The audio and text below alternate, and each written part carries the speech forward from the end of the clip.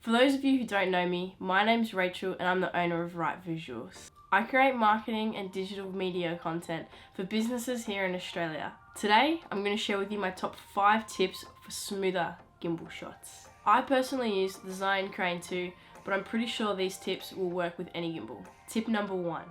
Remain light on your toes and bend at your knees. Walking on your toes and bending your knees when you walk will remove some of the bounce from your step.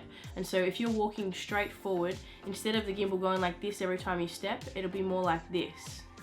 That's what you want. So here's a side-by-side comparison. The first clip, I'm walking how I would normally walk. Now in the second clip, I'm walking light on my feet and I'm bending my knees slightly. I'm sure you can see the difference in these 2 clips. Tip number 2. If you want to film angles low to the ground, flip your gimbal upside down. Not a lot of people know about this, obviously, because I see so many photos of people hunched over trying to get their body as low to the ground as possible to get low angle shots. But you can literally just flip the gimbal upside down and it works perfectly. And you can even see the screen pretty good. Now this is how you flip the Zhiyun Crane too. You need one hand on the base of the camera and the other hand on the gimbal stick itself.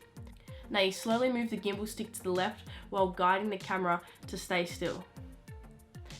If you don't do this properly, your gimbal can spaz out, and if it does, quickly just put it back to its place, sit it down, let it chill out a bit, or turn it off and do it again. Tip number 3, balance your camera. I know a lot of people find this tricky, but I promise you, it will help you so much.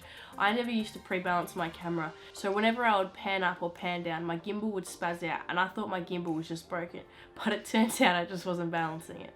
Balancing your camera doesn't even take that long. I get it done nowadays in about a minute to 2, not even.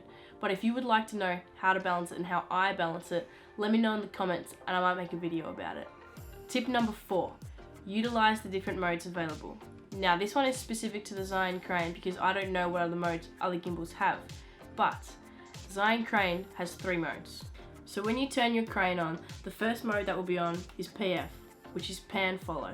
So this mode will literally allow you to just pan. That's it. Then if you double click, it will go to follow.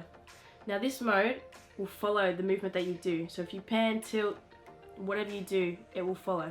Then click the button once again and it will go back to pan follow, and then click it once more and it will go to lock. So this mode is great when you need to be still or if you're trying to emulate a slider.